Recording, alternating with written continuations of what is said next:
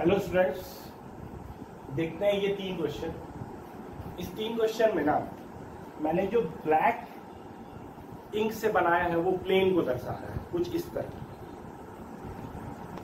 कुछ इस तरह। ये वाला ऊपर वाला जो दिख रहा है रेक्टेंगुलर से, ये हो गया एक्स वाई प्लेन, और नीचे वाला में जो ऐसे मैंने बनाया है ये हो गया एक्स जेड प्लेन। ठीक है, अब आओ ध्यान से देखें। सबसे पहले इस क्वेश्चन को क्या दे रहा है, एक infinite semi infinite current carrying wire है जो कि इधर कितने से आ रहा है, इंफिनिटी से।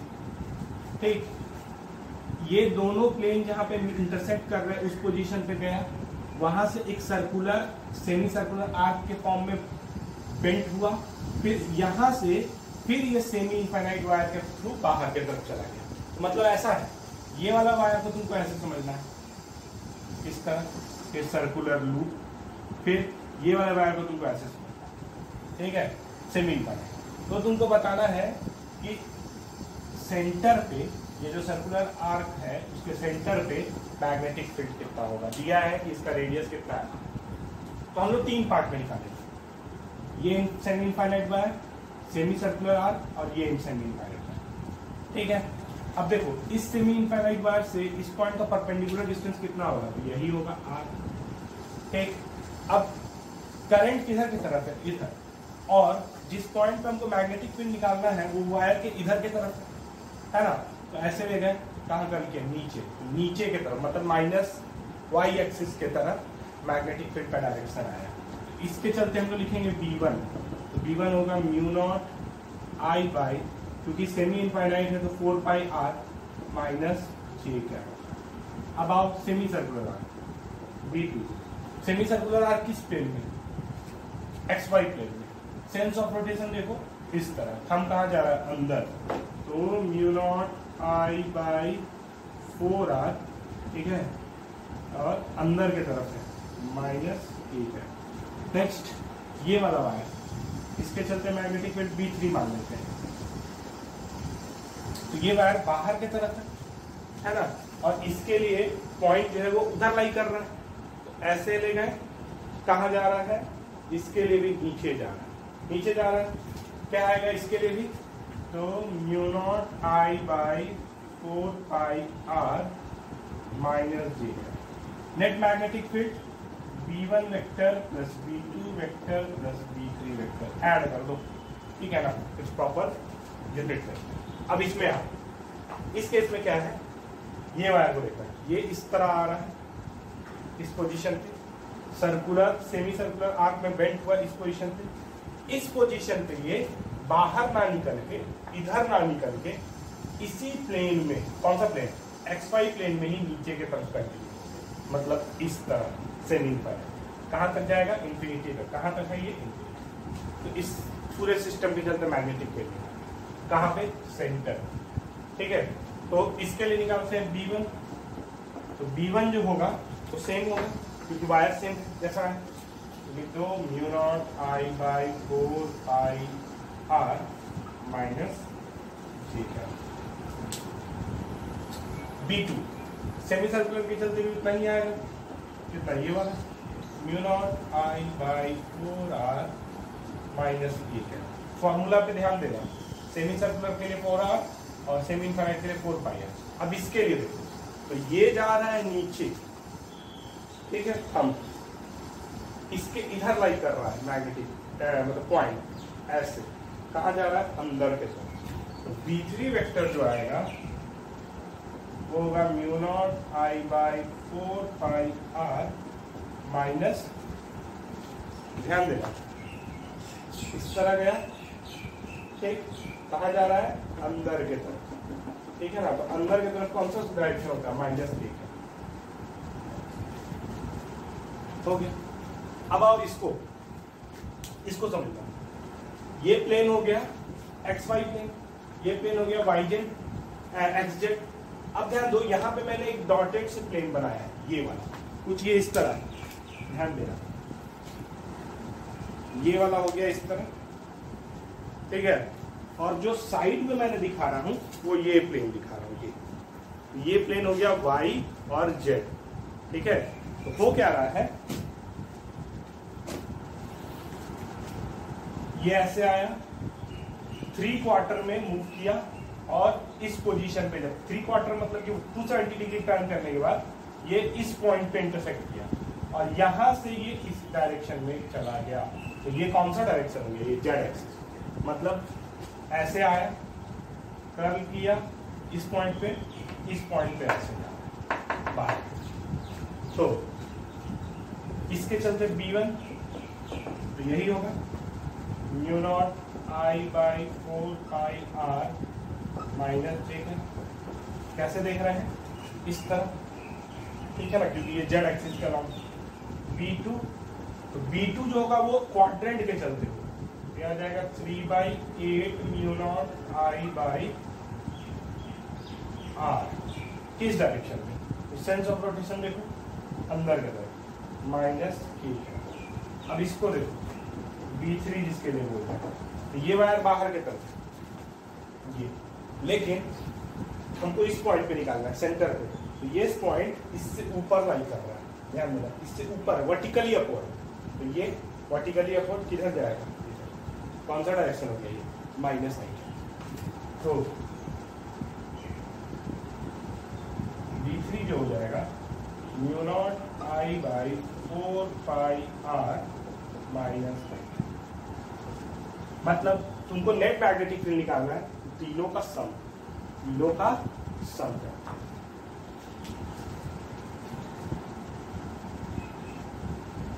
अब ये क्वेश्चन देखो, दो इनफाइनाइट वायर। अब तुम पूछोगे कि दो इनफाइनाइट वायर कहाँ दिखा है? पहले देख ध्यान दो, ये एक्स एक्सिस है, ये वाई एक्सिस।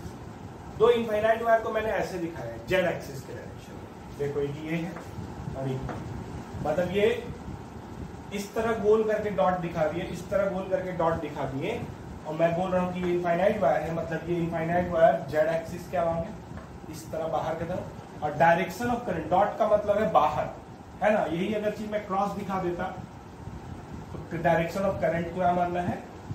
अंदर की तरफ, लेकिन मैंने अभी क्या दिखाया है? डॉट की, ठीक है। तो ये इनफाइनाइट वायर है, ये इनफाइनाइट वायर है, किससे पैरेलल? ऐसे दिखाने का मतलब है parallel to the Z axis. अब इसके चलते हमको सेंटर से x डिस्टेंस की दूरी पे इस पोजीशन पे, इसका कोऑर्डिनेट क्या होगा? x, 0, 0, इस पोजीशन पे नेट मैग्नेटिक फील्ड इन दोनों के।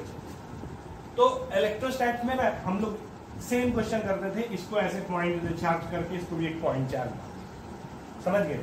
इसको भी इसी तरह पॉइंट चार्ज के जैसा ही सिग्निफिकेंस है इनफाइनाइट वायर। अब ये इनफाइनाइट वायर है, ये इनफाइनाइट वायर है, इस पोजीशन पे नेट मैग्नेटिक फील्ड तो कैसे निकालेंगे? तो ध्यान देना, ये इनफाइनाइट वायर है बाहर के, हमको इसके चलते इस पोजीशन पे मैग्नेटिक फील्ड निकालना है। तो इस वाले को देखो, बाहर की तरफ है, ठीक है, और हमको पाम ले जाना है इधर की तरफ। तो देखो, तो पाम गया ऐसे, है ना, पाम गया ऐसे। अब अपने फिंगर को कर्ल कर लो परपेंडिकुलर, किधर जाएगा? तो इसके चलते आई है B1 इधर के। अब इसको देखो, ये भी बाहर की तरफ है, पाम ऐसे ले गए पाम, देखो पाम जा रहा है, हम रखे बाहर की तरफ around the direction of current, और पाम ले जाएंगे आर वेक्टर के तरफ। ये है इसके लिए आर वेक्टर परपेंडिकुलर, ये याद रखना, ये जेड एक्सिस के अलावा, ये जेड एक्सिस के अलावा, है ना, करंट कैरी कर। एक्स वाई प्लेन में तुम ये जो लाइन ड्रॉ कर रहे हो, ये इससे परपेंडिकुलर ही होगा। एक्स वाई प्लेन में तुम ये लाइन ड्रॉ कर रहे हो, ये इससे परपेंडिकुलर ही होगा, ये परपेंडिकुलर डिस्टेंस ही होगा। जेड एक्सिस से एक्स वाई एक्सिस पे लाई करने वाला हर पॉइंट उससे परपेंडिकुलर डिस्टेंस पे ही होगा, ठीक है। तो ये मेरा थंब, ये मेरा पाम, ये मेरा थंब, ये मेरा, इसके चलते ऐसे गया, इधर करो, कहाँ जाएगा? समझ गए इस चीज को? अब देखो, ये ध्यान से समझिएगा, ठीक है, हम कैसे निकाल रहे हैं। ये एंगल अगर हम थीटा दें, ठीक है, तो ये लाइन और ये B2 के बीच में कितना एंगल होता है? 90 डिग्री। तो ये वाला एंगल कितना हो जाएगा? 90 माइनस, ठीक। तो ये एंगल कितना हो जाएगा? थीटा। सिमिलरली अगर हम ये एंगल थीटा ले,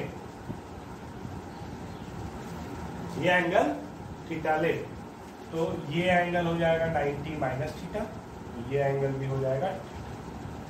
ध्यान से समझिएगा, ये वर्टिकल ये हॉरिजॉन्टल, तो ये थीटा है तो ये 90 माइनस थीटा। अब देखो ये लाइन और ये लाइन भी तो एक दूसरे से परपेंडिकुलर होता है, रेडियस वेक्टर से आर वेक्टर से बी तो हमेशा परपेंडिकुलर होता है, तो ये भी थीटा ये भी थीटा। अब दो काम हो गए, ऊपर की तरफ बी, ये भी मैग्नीट्यूड में बी होगा, ये भी मैग्नीट्यूड में बी होगा, क्योंकि दोनों सेम अमाउंट ऑफ करंट। तो ऊपर में हो जाएगा 2b cos थीटा, और इधर आएगा b sin थीटा, इधर आएगा b sin थीटा। तो b नेट जो होगा वो होगा 2b cos थीटा। अब b कितने के बराबर होगा? Mu naught I by 2 pi r, ये डिस्टेंस r, तो ये डिस्टेंस r कितना होगा? ये a है, ये x है, तो root under a square plus x। Cos theta कितना होगा? तो कॉस थीटा होगा, ये अगर एंगल थीटा है तो कॉस थीटा होगा बेस बाई हाइपोटेनस, मतलब कि x बाई root under a square plus x। तो आंसर हो जाएगा 2 into mu naught I by 2 pi, ठीक है, x upon a square plus ये और ये इंटू, ठीक है।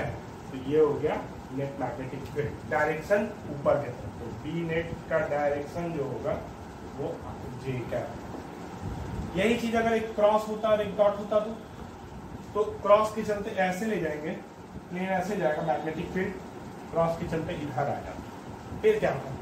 ये थीटा, तो ये भी तुमको पता चल जाता ये थीटा है, तो रिजॉल्व करते ये वाला ऐड हो जाता, ये वाला कैंसिल हो जाता, इसी तरह निकले, कोई इसको कंफ्यूजन नहीं होना चाहिए, ठीक है।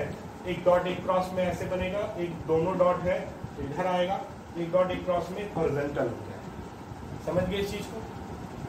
कोई दिक्कत इसमें नहीं? चलो आगे बढ़ते हैं। अब ध्यान दो, एक स्क्वायर लूप है करंट कैरी, जिसमें करंट ट्रैवल कर रहा है I, ठीक है, और ये स्क्वायर लूप जो है ना वो XZ प्लेन में रखा हुआ है। लेट अस सपोज ऐसा, इस तरह, ठीक, करंट का डायरेक्शन देख लो, इस तरह करके ट्रैवल कर रहा है, ठीक है, जो भी है डायरेक्शन। अब एक बात समझना, इस स्क्वायर लूप के सेंटर से y हाइट ऊपर, ये एक्जेक्ट प्लेन है, तो y हाइट ऊपर इस पॉइंट पे हमको इस स्क्वायर लूप के चलते नेट मैग्नेटिक फील्ड निकालना है। कैसे निकालना? तो हम लोग ना कंसीडर करेंगे इन चारों स्क्वायर लूप के चारों साइड को अलग अलग वायर, और सब वायर के चलते यहाँ पे फील्ड निकालना शुरू। तो सबसे पहले हम लोग देखते हैं इस वायर के चलते, ठीक है, वायर है, स्ट्रेट वायर है, हमको इस पोजीशन पे मैग्नेटिक फील्ड निकालना है, या इस वायर है इसके चलते हमको मैग्नेटिक फील्ड निकालना है, तो हमको इस पॉइंट जो है इस वायर से परपेंडिकुलर डिस्टेंस चाहिए। ध्यान देना, ये डिस्टेंस जो होगा ना वो परपेंडिकुलर होगा। कैसे? तो समझो ऐसे, ये ध्यान देना, ये ऐसे जा रहा है, ठीक, तो तुमको ये एंगल देखना है, ये एंगल तो 90 डिग्री, ये जो ऐसे जा रहा है तो तुम्हारे लिए ये एंगल जो बन रहा है ना वो 90 डिग्री, तो ये जो डिस्टेंस आ रहा है वो परपेंडिकुलर ही डिस्टेंस है। तो इस परपेंडिकुलर डिस्टेंस को अगर मैं r मान लूँ, r कितने के बराबर होगा? तो ध्यान देना, r कितने के बराबर होगा? इस पॉइंट और इस पॉइंट को जोड़ दिए, ठीक, क्योंकि ये मिड पॉइंट पे था तो ये डिस्टेंस जो हो जाएगा वो a/2 हो जाएगा, और ये डिस्टेंस जो है वो y है, ये एंगल जो है वो 90 डिग्री। ध्यान देना, ये एंगल 90 डिग्री नहीं, ठीक है ना, मैंने क्या बोला, ये एंगल 90 डिग्री, दिस, मतलब दो तरह के एंगल बन रहे हैं। ये फ्रेम जो है वो ऐसे जा रहा है, ठीक है ना, तो हमने किसको 90 डिग्री बोला है? हमने इसको 90 डिग्री बोला, ये वाला एंगल। और हमने जो भी ट्रायंगल बनाया, ये पॉइंट और ये पॉइंट मिलके, तो ये मिड पॉइंट है ऐसा, ठीक है, तो ये साइड और ये साइड, तो ये angle is not 90 degree. 90 degree कौन सा होगा? ये वाई एक्सिस, ठीक है। तो ये वाई, ये a/2, तो ये साइड r जो हो जाएगा वो हो जाएगा √a²/4 plus y²। This is r।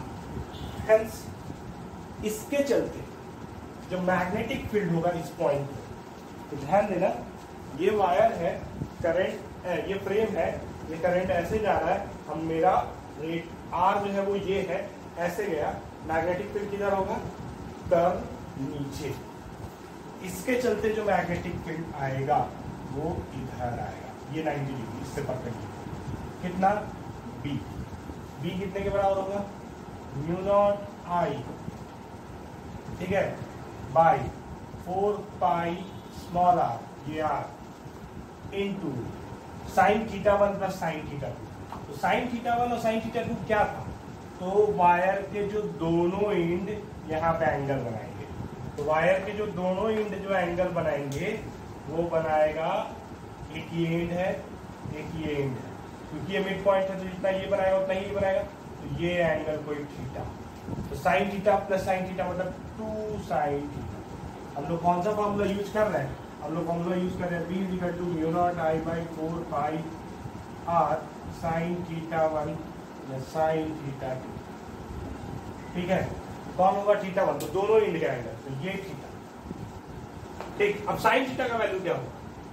ध्यान देना, ये sin θ एंगल के लिए एक साइड ये होगा, एक साइड ये होगा और एक साइड ये, ठीक है। तो ये तुमको पता है कितना है? a/2। ये तुमको पता है कितना है? r। तो ये साइड कितने के बराबर हो जाएगा?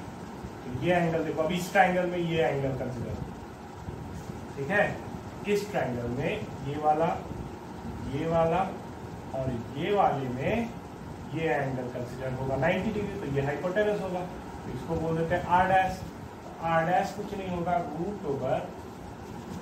√a²/4 plus r²। r का वैल्यू ये डालेंगे तो आ जाएगा √a²/2 प्लस y², ठीक है। तो sin θ क्या आ जाएगा? sin θ आ जाएगा, ध्यान दो, sin θ आ जाएगा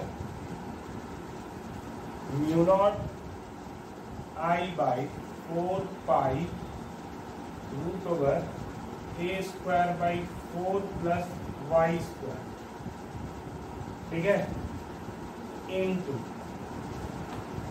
इनटू थीटा के लिए ये परपेंडिकुलर, तो ये परपेंडिकुलर, ये hypotenuse, a/2 into √a²/2 plus y। Sorry, sin θ जो था, ये sin θ नहीं, ये मैग्नेटिक फील्ड ही पूरा लिख दिया मैंने, मैग्नेटिक फील्ड है। sin θ क्या हो जाएगा? sin θ हो जाएगा a/2 अपॉन √a²/2। ये मैंने मैग्नेटिक फील्ड एक्सप्रेशन लिख दिया, क्या? μ0I/4π, r की जगह पे ये वाला वैल्यू डाला और sin θ के इंटू 2 sin θ की जगह पे ये वैल्यू, ठीक है। तो ये 2 कट जाएगा, आगे में कर। अब आया इसका मैग्नेटिक फील्ड ये। अब बात करते हैं इसका, इस वायर के चलते इसी पोजीशन पे करंट कहाँ है? अंदर के तरफ। मैग्नेटिक फील्ड किधर होगा? ऐसे जाओगे इधर, ठीक है, मतलब कि कुछ ऐसा, ठीक है। सिमिलरली इस वायर के चलते कहाँ जाएगा? इधर। इस वायर के चलते किधर जाएगा? इधर। ये वायर, ये पॉइंट कहाँ? इस तरफ। ये वाला वायर के लिए करंट जो है वो इधर है, ऐसे जाएगा, ये ऐसे। तो दिखेगा कि चारों वायर के चलते जो मैग्नेटिक फील्ड आ रहा है, हम पेयर में दिखाना चाह रहे हैं। पेयर में कुछ इस प्रकार आएगा कि ये और ये इसके चलते कुछ इस तरह है, बताओ इसको इस तरह है, ठीक है।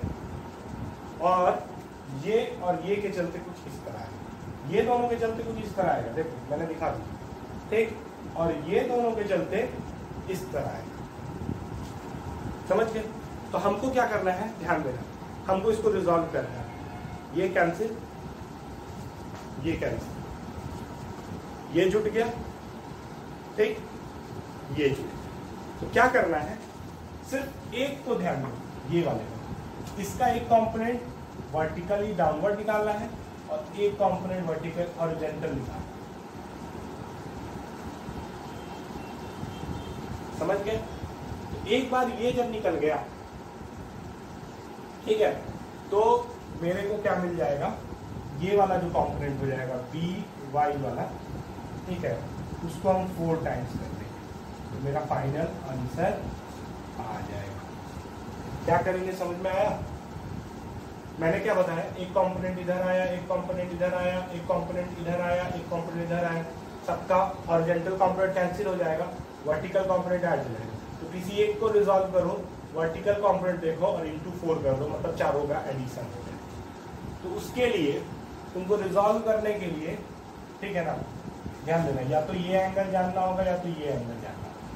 तब इस एंगल को हम लोग कैसे कंसीडर करेंगे,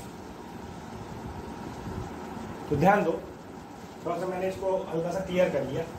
दो तरह का एंगल हम लोग, दो तरह का ट्रायंगल हम लोग कंसीडर किया। एक तो इस पॉइंट को जोड़ने वाला और इस एंड और इस पॉइंट को जोड़ने वाला, तो ये थीटा। दूसरा ये वर्टिकल, ये हॉरिजॉन्टल और ये लाइन को जोड़ने वाला। तो अगर मैं इस एंगल को कंसीडर कर दूं अल्फा, ठीक है, तो ये जो डायरेक्शन है वो नेट मैग्नेटिक फील्ड है और ये जो डायरेक्शन है वो रेडियस वेक्टर है। तो ये अल्फा होगा तो ये 90 माइनस अल्फा, 90 माइनस अल्फा होगा, तो फिर से ये अल्फा हो जाएगा ना। तो मेरे लिए जो हॉरिजॉन्टल कंपोनेंट होगा वो cos अल्फा होगा और बी वाई वर्टिकल कंपोनेंट जो होगा वो होगा बी साइन अल्फा। बी पूरा का पूरा ये एक्सप्रेशन है और इंटू साइन अल्फा। इस अल्फा एंगल के लिए ध्यान देना, साइन अल्फा का वैल्यू क्या होगा, साइन अल्फा ये हो गया परपेंडिकुलर, ये हो गया हाइपोटेनस। तो a/2 into root over a square plus Y square, a²/4 plus Y square. समझ गए इस चीज को, तो डाल दो ये पूरा का पूरा एक्सप्रेशन, ये 2 यहाँ 2 एलिमिनेट करो तो मेरे लिए क्या आ जाएगा result, μ0I/4 into root over a²/4 plus Y square into a/रूट over a²/2 plus Y square into sine alpha a/2 into root over a²/4 plus Y square.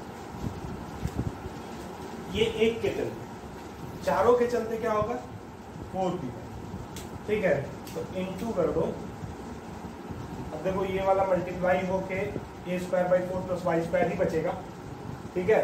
तो ये हो गया तुम्हारा फाइनल रिजल्ट, किस डायरेक्शन, माइनस जी कैपिटल। क्या किया, simple सा, ध्यान देना, एक वायर के चलते यहाँ पे v का एक्सप्रेशन μ0I/2 4 पाई r इंटू ये एंगल थीटा है, तो यहाँ से जो ये बनेगा ना वो भी एंगल थीटा होगा।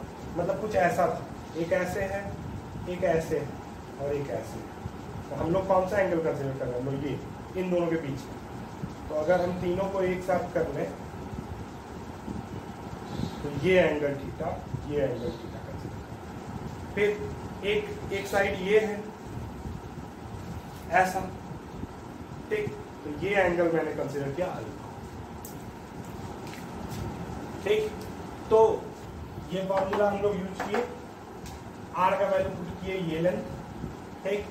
साइन थीटा में ये परपेंडिकुलर, ये हाइपोटेनस, तो a/2 अपॉन रूट अंडर ये लेंथ कितना आएगा, तो ये लेंथ निकालने के लिए फिर हम ये ट्रायंगल में कंसीडर किए, ये a/2, ये पता है हमको ये, तो ये एंगल साइड निकला मेरा ये, ठीक है।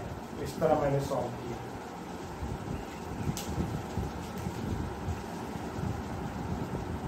अब क्वेश्चन देखो, find the magnetic field at the centre of regular polygon. Regular polygon जिसका साइड लेंथ ए, तो इसको हम लोग है ना हेक्सागोन को कंसीडर करके ही समझेंगे। सबसे पहले मैं ड्रॉ कर रहा हूं हेक्सागोन, ये ऐसे,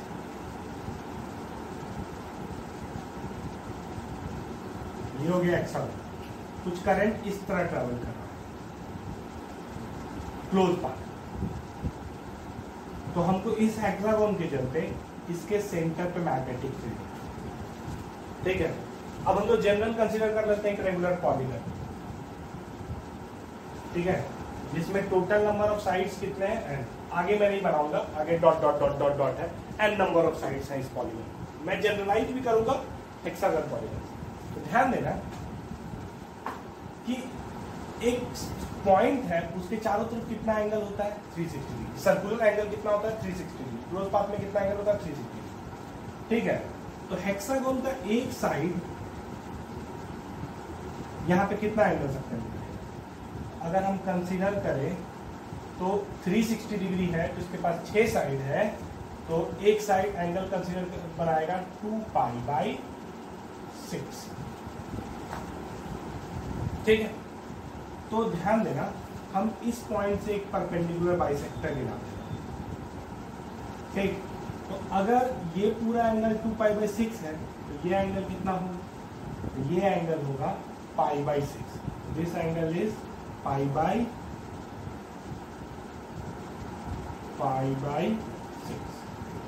सिमिलरली जो रेगुलर पॉलीगन होगा एन साइड का, उसके सेंटर पे है ना, ये जो एंगल होगा वो होगा 2π/n। तो एक साइड ये वाला जो बाइसेक्टर ड्रॉ कर रहे हो, तो ये एंगल जो बनेगा वो होगा π/n, ठीक। अब हमको क्या निकालना है, इस पूरे वायर फ्रेम के चलते मैग्नेटिक फील्ड। तो हम क्या करेंगे, अलग अलग वायर से मैग्नेटिक फील्ड निकालेंगे। सबसे पहले इससे कंसीडर करो, इसके चलते यहाँ पे ध्यान देना, ये π/6 है, तो ये भी π/6 हो गया। तो दोनों एंड इस वायर को कंसीडर किए, तो दोनों एंड कितना एंगल सबटेंड कर रहा है पता चल गया। अब एक वायर के चलते हमें मैग्नेटिक फील्ड कितना होगा, B = μ0I/4πr sin θ1 + sin θ2, मतलब कि 2 sin θ, ठीक है। R कौन सा लेंथ होगा यहाँ पे, तो ध्यान देना, या कैपिटल R हम लोग यूज करते हैं, कैपिटल R। तो कैपिटल R होगा इस पॉइंट से यहाँ का परपेंडिकुलर डिस्टेंस, मतलब ये, this is the perpendicular distance. एक लेकिन तुमको जनरली ध्यान देना, रेगुलर पॉलीगन में ना वर्टेक्स से सेंटर तक का डिस्टेंस दिया जाएगा, ये दिया हुआ है R, ठीक है ना। तो ये मैंने कंसीडर किया कैपिटल R बराबर होगा R sin नहीं cos π/6 इस केस में। और इस केस में कितना हो जाएगा, अगर ये लेंथ R होगा, ठीक है, तो ये हो जाएगा तुम्हारा कैपिटल R बराबर हो जाएगा R sin π/10, ठीक है। ध्यान देना, रेगुलर पॉलीगन और रेगुलर हेक्सागन में एक चीज का फर्क होता है कि रेगुलर हेक्सागन में ये साइड और ये साइड बराबर होता है। कितना, अगर ये R नहीं है तो ये भी R होगा, ये भी R होगा। लेकिन रेगुलर पॉलीगन में ऐसा नहीं होता, ये R है, ये जरूरी R है, ये अगर दिया रहेगा तो तुमको दूसरा ज्योमेट्री लगाना पड़ेगा, ठीक है ना। ये बराबर तो ये नहीं है, ऐसा रेगुलर हेक्सागन में हो जाता। अगर मैं इसको R दे देता ना, तब भी यही रिजल्ट होगा, क्यों, क्योंकि वर्टेक्स से सेंटर का भी दूरी R होता है। लेकिन रेगुलर पॉलीगन के, हर पॉलीगन के केस में अगर वो हेक्सागन नहीं है तो ये ट्रू नहीं, ठीक है ना। फिर ज्योमेट्री ही यूज करोगे, तुमको अगर ये लेंथ पता है तो ये लेंथ पता है, तो ये लेंथ पता है तो ये लेंथ पता चल जाएगा। इवेंचुअली हमको ना परपेंडिकुलर डिस्टेंस निकालना है। इसके चलते मैग्नेटिक फील्ड कितना होगा, μ0I/4πr 2 sin θ, this is theta. और क्या लिख सकते हैं, μ0I/, तो ये 2 रख लो, पाई, R की जगह क्या लिख देंगे, R cos θ, this is your theta. ठीक है, तो इससे मेरा रिजल्ट क्या आ जाएगा, mu naught I by 2 pi R, R होगा ये डिस्टेंस, tan थीटा। ठीक है, तो दोनों में यही रिजल्ट आने वाला है, इसमें भी यही रिजल्ट आने वाला है। इस केस में थीटा जो है वो है पाई बाई 6, इस केस में थीटा जो होगा पाई बाई 10। तो याद रखना 6 साइड का होगा तो थीटा बराबर होगा पाई 6, 3 साइड का होगा तो थीटा बराबर होगा पाई बाई 3, n साइड का होगा तो थीटा बराबर होगा पाई बाई n। यही ट्रिक है, याद रखना। ठीक है, तो इस पोजीशन पे मैग्नेटिक फील्ड का वैल्यू हो जाएगा mu naught I by 2 pi R tan pi by. अब एक बात हमेशा इस बात को कंसीडर करना, r जो है ना वो distance of centre from vertex, कभी कभी कुछ और r दे देगा, ये डिस्टेंस r दे देगा, या डायरेक्टली ये डिस्टेंस r दे देगा। तो इस फॉर्मूला को लगाने के लिए तुमको ये r निकालना होगा, यहाँ पे r इस लेंथ का वैल्यू डालना होगा। समझ गए इस चीज को? हम लोग लिखे हैं यही कैपिटल आर, लेकिन कैपिटल आर को इसके टर्म में लिखने के चलते ये कॉस थीटा ऊपर, साइन थीटा ऊपर, टैन थीटा, तो ये एक के चलते है किस डायरेक्शन में आएगा, नीचे। इसके चलते कहाँ आएगा, नीचे। दोनों के चलते तो सेम ही होगा, लेंथ एंगल सेम होगा। इसके चलते कहाँ होगा, अंदर। इसके चलते कहाँ होगा, अंदर। उसके चलते कहाँ, अंदर। सबके चलते अंदर होगा। तो बी नेट कितने के बराबर हो जाएगा, इस केस में हो जाएगा 6 time mu naught I by 2 pi R, ठीक है, tan 60 डिग्री, पाई बाई 6 है ना, 30 डिग्री। अब इस केस में जनरल में क्या लिख दोगे, बी नेट बराबर 6 नहीं, कितने नंबर ऑफ पॉलीगॉन की साइड है, n साइड्स हो गया, into mu naught I by 2 pi R, ठीक, tan पाई बाई 10। याद रखना n साइड के रेगुलर पॉलीगॉन के लिए ये, और यही चीज इसके लिए भी ट्रू। रेगुलर हेक्सागोन है, n के जगह पे 6 डाल दो, n के जगह पे 6 डाल दो, तो पाई बाई 6 मतलब 30 डिग्री हो गया। ये वोल्ट r क्या है समझ में आ गया? ठीक है, तो this is the result for the magnetic field at the centre. किस डायरेक्शन में होगा, तो या तो तुम ये सेंस से भी देख सकते हो, साइक्लिक है, टर्न कर दो, या फिर तुम हर साइड के चलते भी देखोगे तो अंदर ही आएगा। ठीक है, तो ये रिजल्ट को याद रखो। इनफैक्ट ये रिजल्ट हो जाएगा कैसा, ट्रायंगल मिले, स्क्वायर मिले, सेंटर पे ट्रायंगल मिले, स्क्वायर मिले, रेगुलर पेंटागन मिले, रेगुलर हेक्सागन मिले, रेगुलर हेप्टागन मिले, ऑक्टागन मिले, जो भी मिले फॉर्मूला यही होगा, n नंबर ऑफ साइड होगा और r सेंटर से वर्टेक्स। ट्विस्ट किए जा सकते हैं, ये डिस्टेंस दे दिया जाएगा, तो भी तुमको इस फॉर्मूला को यूज करके के लिए ये डिस्टेंस के टर्म्स में ये डिस्टेंस निकालना होगा, यही r कंसीडर करना। समझ में आया? ठीक है, एक साइड के लिए तो हम लोग को ये परपेंडिकुलर डिस्टेंस यूज करना है, लेकिन स्पेशली हेक्सागोन के लिए हम लोग ये रिजल्ट स्टैब्लिश किए।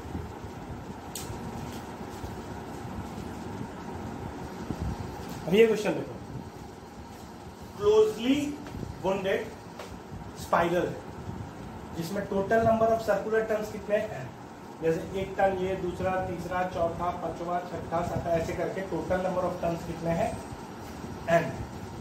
सारे स्पाइरल्स जो है वो कंसेंट्रिक है, मतलब टर्न्स जो है वो कंसेंट्रिक है, लेकिन इंक्रीजिंग रेडियस। जो सबसे छोटा स्पाइरल होगा उसका रेडियस a होगा, और जो सबसे बड़ा स्पाइरल होगा उसका रेडियस b होगा। तो a से b तक जाने में टोटल नंबर ऑफ टर्न्स कितने आ गए, तो हमको बताना है कि पूरे स्पाइरल के चलते सेंटर पे नेट मैग्नेटिक फील्ड कितना हो। तो अगर तुमको सिर्फ एक सर्कुलर लूप बोला रखता और सेंटर पे नेट मैग्नेटिक फील्ड निकालने बोलता, तो B बराबर होता mu naught I by 2R। But यहाँ पे तो बहुत सारे सर्कुलर लूप है, कितने, total number of circular loop है n, लेकिन सबके रेडियस जो है वो इंक्रीज कर अलग अलग। तो कैसे निकालेंगे? सबसे पहले यूनिटरी मेथड से ना हम लोग total number of turns per unit length निकाल। लेंथ कहां से कहां तक चेंज किया, रेडियस a से लेके b तक, तो यहाँ से यहाँ तक का डिस्टेंस कितना है, b minus A. Number of turns per unit length कितना आएगा, n बाई b माइनस ए। इसको स्मॉल n से रिप्रेजेंट करेंगे, ठीक है। अब क्यों ऐसा हम लोगों ने किया, क्योंकि हम लोग क्या करेंगे ना, सेंटर से x डिस्टेंस की दूरी पे एक छोटा सा स्ट्रिप कट करेंगे dx, ठीक है। और इस dx लेंथ में जितने भी नंबर ऑफ टर्न्स लाई कर रहे होंगे, ठीक है ना, सबके लिए हम रेडियस कंसीडर करेंगे x। समझ में आएगा? तो number of turns in dx length कितना हो जाएगा, n dx, that is n by b minus a into dx। ठीक, हम लोग क्यों ऐसा किए, हम लोग ये कंसीडर करेंगे कि इस dx लेंथ में जितने भी नंबर ऑफ टर्न्स होंगे ना, सबके चलते रेडियस सबका x मानेंगे। तो टोटल नंबर ऑफ टर्न्स इतने लेंथ में कितना आया, इतना। अब x रेडियस का अगर एक सर्कुलर लूप होगा तो उसके चलते मैग्नेटिक फील्ड कितना होगा, mu naught I by 2x। ठीक, अब x रेडियस के टोटल कितने नंबर ऑफ लूप्स हैं, तो इतने, n by b minus a into dx। ठीक है, अब हमको निकालना है क्या, net magnetic field at the centre. तो सब लूप के चलते जो मैग्नेटिक फील्ड का डायरेक्शन होगा वो तो अंदर ही होगा। तो हम इसी तरह का हर अलग अलग रेडियस a से लेके b तक के लिए सब लूप जितने भी नंबर ऑफ लूप्स आ रहे होंगे सबका मैग्नेटिक फील्ड निकाल के जोड़ दे तो टोटल मैग्नेटिक फील्ड मिल जाएगा। जोड़ने का मतलब इंटीग्रेट करना कहां से कहां तक, a टू b। ठीक है, तो देखो दो ये सारा कांस्टेंट है, आ जाएगा mu naught I by 2b minus a into n, dx by x का हो जाएगा ln x, कहां से कहां तक, a से b। फाइनली क्या आंसर आएगा मैग्नेटिक फील्ड का, mu naught Ni by 2 into b minus a into ln b by is your answer।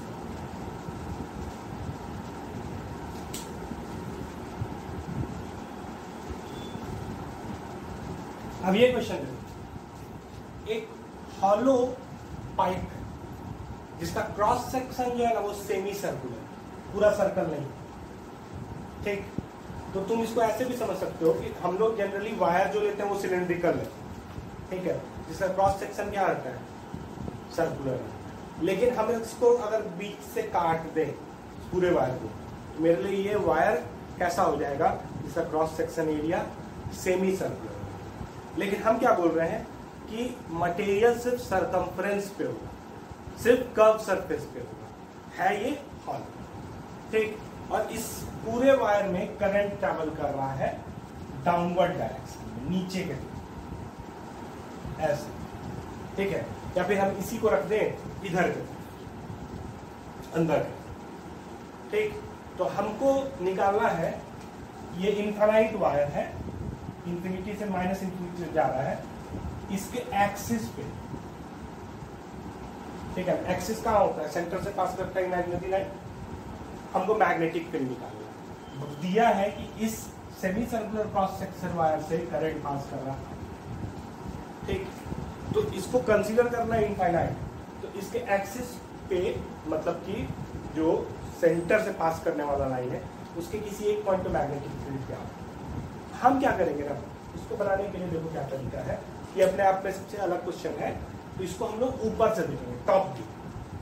ठीक है ना, तो मैंने बताया था कि अगर क्रॉस सेक्शन इनफाइनाइट वायर और मैं बाहर से देखें, ठीक है, अंदर की तरफ डिप कर रहा होगा तो हम ऐसे क्रॉस दिखा देंगे, बाहर की तरफ राइज कर रहा होगा तो हम ऐसे डॉट दिखा देंगे। तो अगर हम इस वायर को ऊपर से देखें तो हमको क्या दिखेगा, एक सेमी सर्कुलर वायर दिखेगा, एक सेमी सर्कुलर शेप का क्रॉस सेक्शन दिखेगा। ठीक है, लेकिन इसमें करंट ट्रैवल कर रहा है, करंट किधर जा रहा है, नीचे, तो हम दिखाएंगे इसमें करंट क्रॉस दिया है कि इसका जो रेडियस है वो आर। ठीक, कितना करंट इससे पास कर रहा है, आई। हमको निकालना है इसके एक्सिस पे मैग्नेटिक फील्ड। इसका एक्सिस तो अब यहाँ पे मेरे को जब टॉप से देखेंगे तो इसका एक्सिस एक पॉइंट के जैसा दिखेगा जो कि सेंटर पे लाई कर रहा है। तो एक सेमी सर्कुलर शेप का वायर बन गया, मतलब सेमी सर्कुलर शेप आया जिसका सेंटर पे हमको मैग्नेटिक फील्ड मिला। और ध्यान देना ये पूरा का पूरा जो क्रॉस है वो कहाँ तक जा रहा है, इंफिनिटी तक। हमको इसके चलते मैग्नेटिक फील्ड, ठीक है। तो ध्यान देना इस पूरे क्रॉस सेक्शन से कितना करंट जा रहा है, आई। तो हम निकालेंगे, है ना, हम क्या निकालेंगे,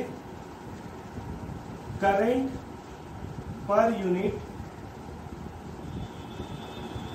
लेंथ ऑफ क्रॉस सेक्शन। कितना आएगा, आई बाई पाई आर, क्योंकि सेमी सर्कुलर है cross section, pi by pi.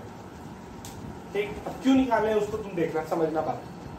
हम इसको एक्स एक्सिस मान लेते हैं, इसको वाई एक्सिस मान लेते हैं। हम क्या करते हैं, हॉरिजॉन्टल से किसी थीटा एंगल पे डी थीटा का एक आर्क कट कर लेते हैं, इतना। ठीक है, कितने लेंथ का ये आर्क हुआ, डी थीटा। क्यों ऐसा किए, सॉरी आर डी थीटा। ये एंगल कितना है, डी थीटा। ये एंगल कितना है, थीटा। क्यों किया ऐसा, तो ध्यान देना ये जो पूरा का पूरा वायर का भले क्रॉस सेक्शन एरिया कैसा है तुम्हारा, सेमी सर्कुलर, लेकिन जो ये तुम छोटा सा एलिमेंट कंसीडर किए हो ना, ये एलिमेंट हमारे लिए थिन वायर हो गया। कैसा थिन वायर, एक ऐसा जिसमें करंट क्रॉस है, ठीक है, जो सेंटर से कितने दूरी पे है, आर की दूरी। इस क्रॉस के चलते इसके सेंटर पे मैग्नेटिक फील्ड कितना होगा, इस छोटे से एलिमेंट के चलते सेंटर पे मैग्नेटिक फील्ड कितना होगा। तो ये थिन वायर हो गया मेरे लिए, इनफाइनाइट, अंदर की तरफ है मैग्नेटिक फील्ड परपेंडिकुलर इधर आ जाएगा, कितना, डीवी मान लेते हैं, क्योंकि एलिमेंट जब भी कंसीडर करते हैं तो डीवी मान लेते हैं। डीवी कितना होगा, म्यू नॉट आई, है ना, बाई 2 आर, आर के जगह पे कैपिटल आर, 2 पाई आर। ठीक है, किधर जगह, ठीक। अगर इससे करंट आई, लेकिन ध्यान देना हमने ये एलिमेंट जो लिया है इससे करंट आई नहीं, इससे करंट या आई तो पूरे के पूरे क्रॉस सेक्शन से करंट है। इस छोटे से एलिमेंट से करंट कितना होगा, तो इसको कंसीडर कर लो लैम्डा, ठीक है। इससे करंट होगा डी आई, जो भी लिखो, lambda into R D. Formula हो जाएगा D B mu naught lambda, lambda बाद में पुट कर देंगे आई बाई पाई आर, ठीक है ना। पूरे से आई है तो इसमें छोटे से अलग लेंथ से कितना होता है, तो यूनिटरी मेथड यूज हुआ है, तो mu naught lambda by 2 pi capital R into R D theta, ठीक है, आर डी थीटा। तो ये आर कैंसिल हो गया, तो डी बी कितने के बराबर आ गया, mu naught lambda by 2 pi D. ये इस एलिमेंट में। उसी तरह ये किधर आ रहा है, ध्यान देना, ये इधर आ रहा है। इसी तरह हम सेम थीटा एंगल पे अगर ये एलिमेंट कंसीडर कर लेते इसके चलते, तो देखो अंदर पाम ऐसे, मैग्नेटिक फील्ड इधर ऐसा है, ठीक है। तो ध्यान दीजिएगा ये दोनों जो है ना हॉरिजॉन्टल एक्सिस के अलग अलग साइड पे लाई कर रहा है और दोनों सेम एंगल बना रहे हैं। तो इसका मतलब इस हॉरिजॉन्टल एक्सिस से इधर जितना नंबर ऑफ एलिमेंट होगा अलग अलग थीटा पे, उतना ही इस हॉरिजॉन्टल एक्सिस से ऊपर एलिमेंट होगा अलग अलग एंगल पे, ठीक है। अब इसका क्यों हमको दिखाने का मतलब था कि अब देखो इसके चलते इधर, इसके चलते इधर, इस वाले के चलते इधर, इस वाले के चलते इधर, ठीक है। मान लो ये एंगल है, कितना होगा ये एंगल, ध्यान देना ये एंगल कितना होगा।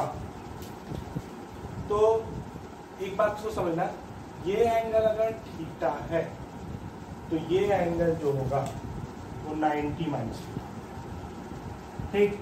और तुम जानते हो कि रेडियस वेक्टर से मैग्नेटिक फील्ड परपेंडिकुलर होगा, तो ये एंगल भी थीटा ही हो जाएगा। ठीक है ना? क्या दिखा देखो, ये ड्रॉ करो, ये ड्रॉ करो, ये एंगल था थीटा, तो ये एंगल क्या हो गया 90 माइनस थीटा, और ये भी परपेंडिकुलर होता है, तो ये अगर 90 माइनस थीटा है तो ये एंगल कितना हो गया थीटा। तो डीबी का एक कंपोनेंट नीचे डीबी कॉस थीटा और एक कंपोनेंट इधर डीबी साइन, समझ गए? सिमिलरली इस डीबी का भी एक कंपोनेंट नीचे डीबी कॉस थीटा इंटू 2 और ये इधर डीबी साइन। साइन थीटा वाला कंपोनेंट क्या कर जाएगा कैंसिल, कॉस थीटा वाला कंपोनेंट क्या करेगा जुड़ जाएगा। तो हमको इंटू 2 लेके नहीं जाना है, हमको सिर्फ इसी को इंटीग्रेट करना है। तो डीबी नेट जो होगा वो होगा इंटीग्रेशन डीबी कॉस, मतलब वर्टिकल डायरेक्शन। ठीक, कहां से कहां तक? तो हमने हॉरिजॉन्टल से एंगल लिया है, हॉरिजॉन्टल से इधर कितना जाएंगे -π/2, इधर कितना जाएंगे -π/2, तो इसको तुम लिख दो -π/2 से π/2। ठीक, dB cos थीटा, तो μ0 λ/2π cos थीटा d थीटा -π/2 से π। ध्यान देना, हॉरिजॉन्टल से एंगल ले रहा है ना, हॉरिजॉन्टल से इधर आएंगे 90 डिग्री, इधर जाएंगे 90 डिग्री, तो एक तरफ 90 दूसरी तरफ 90 डिग्री, तो एक सेंस को पॉजिटिव दूसरे सेंस को नेगेटिव, तो -π/2 से π। ठीक है, ये रिजोल्यूशन मैंने करके दिखाया। अब आओ बी नेट जो हो जाएगा वो हो जाएगा μ0 λ/2π cos थीटा का integration sin theta sin π/2 minus और माइनस sin π/2 मतलब कि 2 आ जाएगा। आंसर हो जाएगा μ0 λ/π। लैम्डा का वैल्यू डाल लो I/π r, ठीक है, I/π r, तो आ जाएगा μ0 I/, ये 2 कट जाएगा π² r।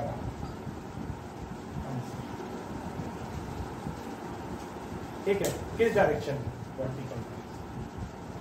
क्वेश्चन कई बार ऐसा पूछता कि पूरा सेमी सर्कुलर ना देके सिर्फ क्वाड्रेंट दे देता, तो क्वाड्रेंट के केस में क्या करना पड़ता तुमको पता है?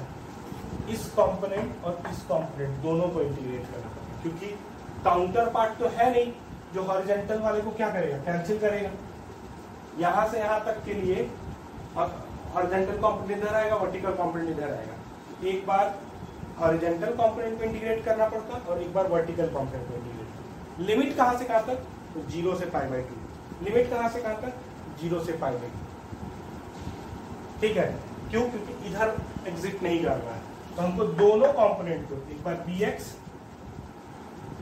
को इंटीग्रेट करना 0 से π/2, ठीक है, और एक बार 0 से π/2 dvy को कंसिडर करना।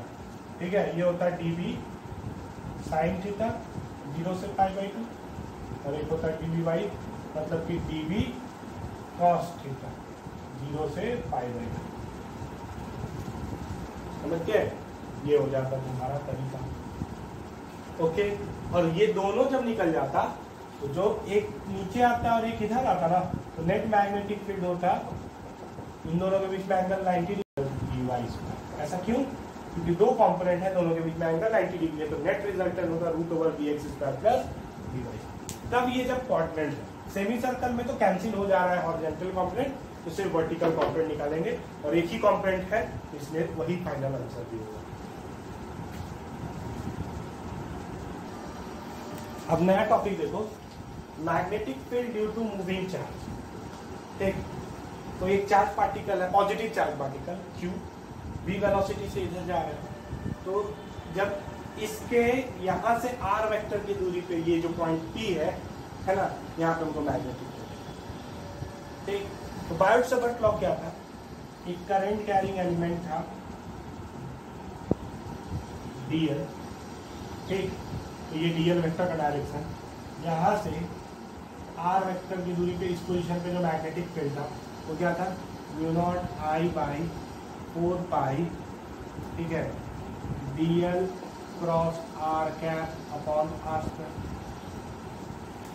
ठीक, अब आई को हम लोग क्या लिख सकते हैं, तो आई को हम लोग लिख सकते हैं कि अगर इस पॉइंट से इस पॉइंट तक चार्ज पास किया है q इन टाइम dt, ठीक है, अगर इस पॉइंट से इस पॉइंट तक चार्ज ट्रेवल किया है q कितने टाइम पे, dt टाइम पे, तो आई हो जाता है q by dt into dl cross r cap upon r square, ठीक, और dl बाई dt, तो dt टाइम में ये चार्ज यहाँ से यहाँ चला गया, तो dl बाई dt को हम इस चार्ज का वेलोसिटी नहीं कंसीडर कर सकते हैं, क्या, डिस्प्लेसमेंट बाई टाइम, तो ये चीज मेरे लिए क्या आ जाएगा, म्यू नॉट बाई 4 पाई, ठीक है, इंटू q रहने दो, dl बाई dt को लिख दो v cross r cap upon r, okay, वही चीज तो यहाँ दिया हुआ, velocity is nothing but dl by dt, ठीक है, q, तो इसके चलते यहाँ पे जो मैग्नेटिक फील्ड होगा वो होगा म्यू नॉट बाई 4 पाई, ठीक, q d v cross r cap upon r, this is the magnetic field. Magnitude in terms of magnetic field क्या आएगा, mu not q v sine theta, ठीक है, upon 4 पाई r square, theta कौन सा होगा, अगर theta 90 degree हो गया तो जैसे यहाँ पे निकालना था sine 90 for theta is equal to 90 degree, B का मॉड कितना आएगा, mu naught Q V B upon 4 pi, direction जैसे इस पर, वेलोसिटी के अलाउंग थंब, आर वेक्टर के अलाउंग पाम, मैग्नेटिक फील्ड, ये पॉजिटिव चार्ज, ठीक, नेगेटिव चार्ज के लिए वेलोसिटी के अलाउंग था, ये कहाँ आ रहा है, नीचे, मतलब मैग्नेटिक फील्ड बाहर, बस उल्टा, जो पॉजिटिव चार्ज के लिए आ रहा है ना वही कंसीडर लेना, लेकिन जो अगर नेगेटिव चार्ज दिया होगा उसी का just opposite will be the answer, ठीक है। और याद रखना एक मूविंग चार्ज के चलते इस पोजीशन पे जो मैग्नेटिक फील्ड होगा वो क्रॉस मान लो, ठीक है ना, लेकिन अगर ये पॉजिटिव चार्ज है तो, और इसके चलते इलेक्ट्रिक फील्ड किधर होगा, तो इधर ही होगा, ठीक है ना। तो एक मूविंग चार्ज के चलते किसी भी पॉइंट पे इलेक्ट्रिक फील्ड और मैग्नेटिक फील्ड हमेशा 90 डिग्री एंगल में है। Electric field along the R vector होगा और magnetic field perpendicular to the R vector होगा, क्योंकि ये क्रॉस प्रोडक्ट होता है। समझ के चीज को, तो एक बात को याद रखना है, इलेक्ट्रिक फील्ड और मैग्नेटिक फील्ड परपेंडिकुलर है, ठीक। और अगर हमको ऐसे पॉइंट पे निकालना है जो कि वेलोसिटी के अलोंग लाई कर रहा है या लाइन ऑफ मोशन के अलोंग लाई कर रहा है, तो उस पोजीशन पे मैग्नेटिक फील्ड तो जीरो, इलेक्ट्रिक फील्ड एग्जिस्ट करेगा, क्योंकि इलेक्ट्रिक फील्ड को मोशन से कोई फर्क नहीं पड़ता, रेस्ट पे रहता तब भी यहाँ पे इलेक्ट्रिक फील्ड होता, मोशन में है तब भी यहाँ पे इलेक्ट्रिक फील्ड होता, लेकिन मैग्नेटिक फील्ड तो सिर्फ वेलोसिटी पे डिपेंडेंसी होता है, और वेलोसिटी के अलोंग अगर किसी पॉइंट पे तुम कंसीडर कर रहे हो तो वहां पे मैग्नेटिक फील्ड जीरो होगा। इस फॉर्मूला को याद रखिएगा, ठीक है। और डायरेक्शन देखने का तरीका बाहर समझ लो ही है। अब ये देखो, एक चार्ज पार्टिकल है जो ओमेगा एंगुलर स्पीड से आर रेडियस के सर्कुलर पाथ में मूव कर रहा है, ठीक है। तो बताना है कि इस चार्ज पार्टिकल के चलते सेंटर पे मैग्नेटिक फील्ड, ठीक। तो हमने क्या बताया कि मैग्नेटिक फील्ड बराबर होता है म्यू नॉट बाई 4 पाई, ठीक है, Q V cross R cap upon R, ठीक है। V for velocity, R for radius vector, R position vector of the point from the charge particle, ठीक। तो ये हो गया R वेक्टर का डायरेक्शन। वेलोसिटी वेक्टर का डायरेक्शन तो टेंजेंशियल होगा, तो रेडियस और टेंजेंट के बीच में कितना एंगल होगा, 90 डिग्री। तो यहाँ पे मैग्नीट्यूड ऑफ फील्ड कितना आ जाएगा, mu naught Q by 4 pi, ठीक। V के जगह पे क्या लिखोगे, omega R, magnitude omega R ही होगा ना V का, ठीक, इंटू आर कैप का मैग्नीट्यूड 1 अपॉन आर स्क्वायर, ठीक है, इंटू साइन 90, ठीक। तो कितना आ जाएगा, म्यू नॉट क्यू ओमेगा, ठीक है, अपॉन 4 पाई, और अगर ओमेगा ना देख के वी ही दिया रहता तो आंसर होता mu naught Q by omega को लिखते वी बाई आर, तो V upon 4 pi R. Direction, तो डायरेक्शन पॉजिटिव चार्ज है बाहर, नेगेटिव चार्ज रहता बाहर आ रहा है मतलब अंदर, तो ठीक है ये हो गया। एक और तरीका हो सकता था, देखो चार्ज यहाँ हो यहाँ हो यहाँ हो यहाँ हो यहाँ, हर केस में, ठीक है ना, हर केस में मैग्नेटिक फील्ड जो होगा वो बाहर की तरफ होगा, मैग्नेटिक फील्ड यही। तो तुम इस मूविंग चार्ज को करंट समझ लो, आई एवरेज क्या होगा, आई एवरेज होगा म्यू नॉट मतलब कि सीधे सीधी कितना चार्ज ट्रैवल कर रहा है Q by 2 pi by omega, ये हो गया आई एवरेज। ठीक, अब तुम इस मूविंग चार्ज के चलते एक सर्कुलर लूप में करंट एवरेज निकाल दो, तो अब तुमको ऐसे समझना है कि करंट कैरिंग लूप है, ठीक है ना, रेडियस आर का, तो इसके सेंटर में मैग्नेटिक फील्ड कितना होगा, बी बराबर म्यू नॉट आई बाई 2, आई के जगह ये डाल दो mu naught Q W by 4 pi, answer is same, answer is same.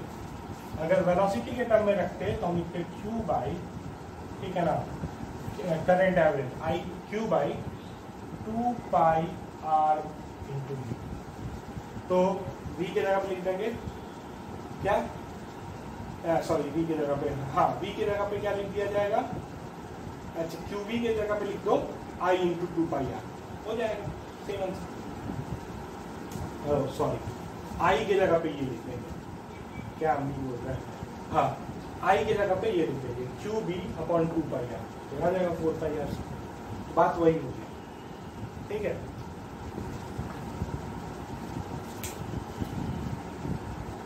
Similarly अगर मान लो ऐसा होता ये क्यू चार्ज जो है पूरा के पूरे रिंग पे यूनिफॉर्मली डिस्ट्रीब्यूटेड, पूरे के पूरे रिंग में अगर यूनिफॉर्मली डिस्ट्रीब्यूटेड होता तब भी आंसर यही, किसी एक पॉइंट पे हो टोटल चार्ज क्यू या पूरे के पूरे रिंग में यूनिफॉर्मली डिस्ट्रीब्यूटेड है, तुम्हारे लिए आंसर होगा mu naught I by 2 R, और आई जो होगा वो होगा क्यू ओमेगा बाई 2, ठीक है।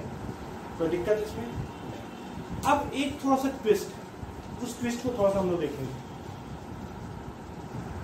ध्यान देना, यही एक सर्कुलर पाथ है, ठीक है, और circular path Y Z plane में, और ये एक्स एक्सिस इसका एक्स है, और इसी सर्कुलर पाथ पे एक चार्ज पार्टिकल मूव कर रहा है, पॉइंट चार्ज पार्टिकल है क्यू, कितने एंगुलर स्पीड से, ओमेगा, ठीक है, सेंस इधर के तरफ, ओमेगा दिख भी रहा है तो उसी तरफ आएगा टेंडेंसी।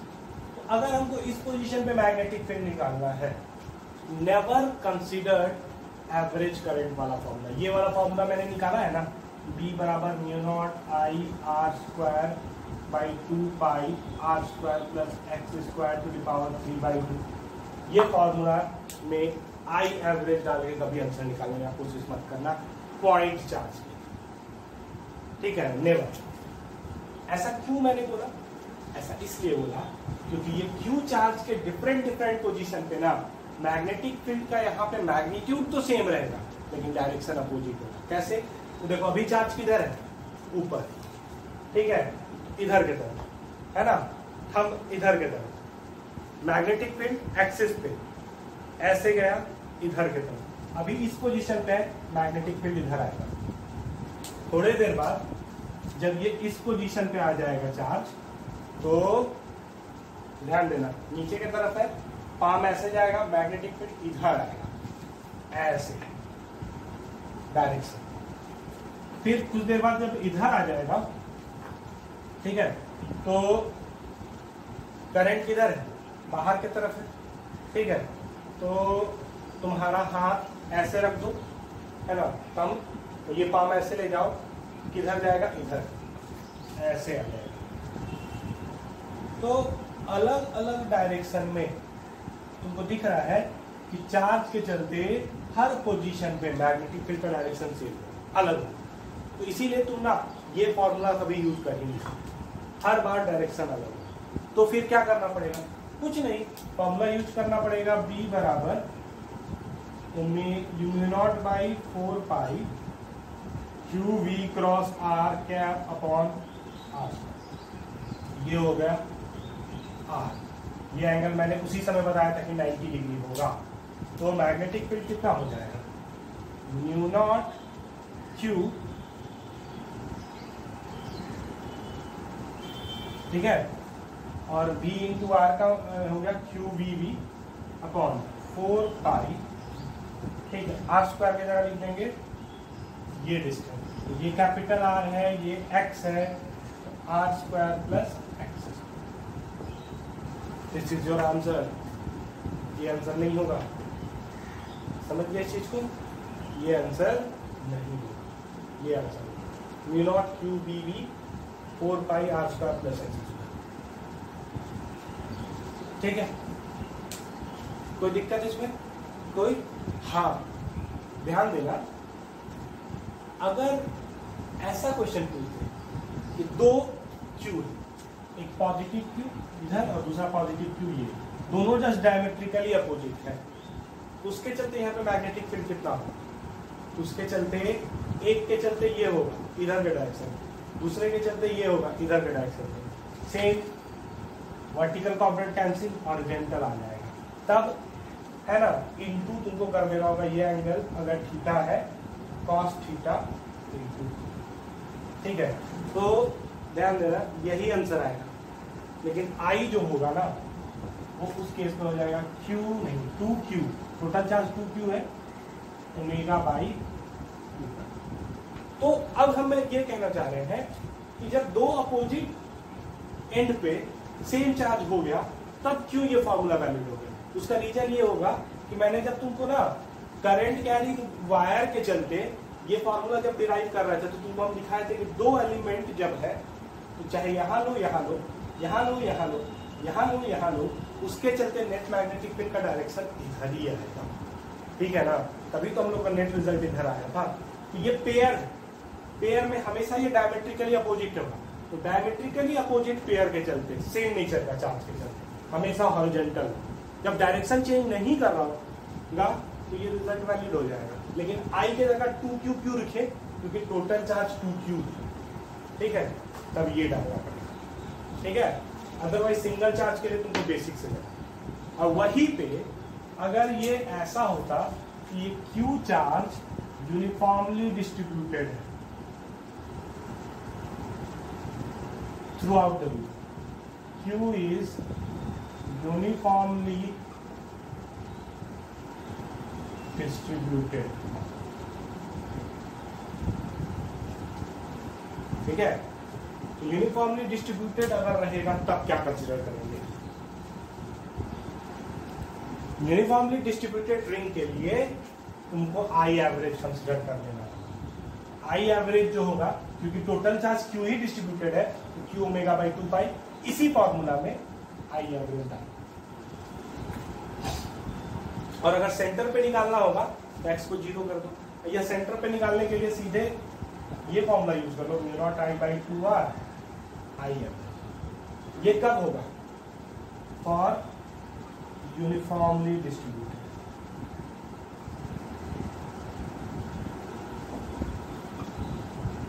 चार्ज ओवर में,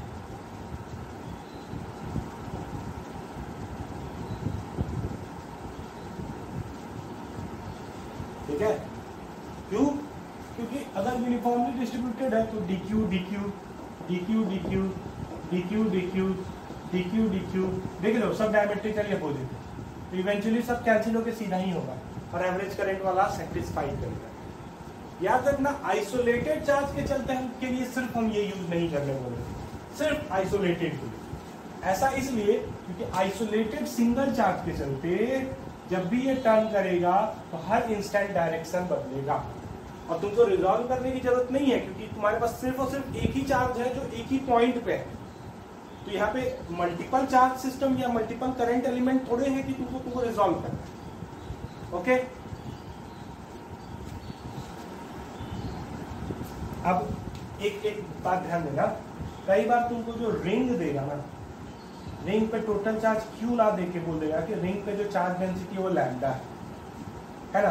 तो आई एवरेज कितना हो, आई एवरेज होता है क्यू ओमेगा बाई 2 पाई, ठीक है। तो लेकिन चार्ज क्यू तो दिया नहीं है, क्या दिया, लैम्डा।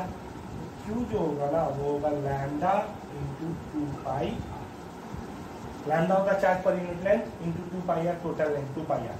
तो डाल दो इसको, आई एवरेज हो जाएगा lambda into 2 pi R omega by 2 pi, 2 pi cancel, तो लैम्डा ओमेगा आर, ये जो एक्सप्रेशन है ये हो गया आई एवरेज। बाद बाकी एकदम वही फार्मूला यूज करना है जो करंट कैरिंग सर्कुलर लूप के लिए यूज करते हैं जब charge uniformly distributed. Point charge के केस में थोड़ा सा ध्यान देना, ठीक है। चलो ये क्वेश्चन आपको घर में होम असाइनमेंट दे रहा हूं मैं। क्या है ये, एक यूनिफॉर्मली चार्ज डिस्क, डिस्क का मतलब पूरे के पूरे एरिया पे चार्ज डिस्ट्रीब्यूटेड है, सिग्मा। तो सिग्मा हो गया, इस पे चार्ज, टोटल चार्ज कितना होता है, सिग्मा इंटू पाई आर, ठीक। रेडियस इसका आर है, तो इसके एक्सिस पे, एक्स डिस्टेंस पे, इस पोजीशन पे मैग्नेटिक फील्ड निकालना है। कैसे निकालोगे, चुपचाप यहाँ से स्मॉल आर की दूरी पे एलिमेंटल रिंग कट करोगे। रिंग में चार्ज कितना होगा, D Q sigma into 2 pi R D R, ठीक है। आई एवरेज कितना हो जाएगा, तो इस फॉर्मूला में डाल देना है। आई एवरेज करते हैं, यहाँ मैग्नेटिक फील्ड निकाल देना है, फिर डायरेक्शन में, इधर की डायरेक्शन में। इसी तरह सारे एलिमेंट के चलते किधर होगा, इधर होगा, 0 से r इंटीग्रेट कर देना है, your answer will be the result, ठीक है। मैं इसको नहीं सॉल्व करूंगा, आपके लिए होम असाइनमेंट, ठीक है। आज के लेक्चर में इतना ही। नेक्स्ट लेक्चर में हम लोग देखेंगे करंट कैरिंग, है ना, वायर्स के बीच में फोर्स ऑफ इंट्रैक्शन, ठीक है।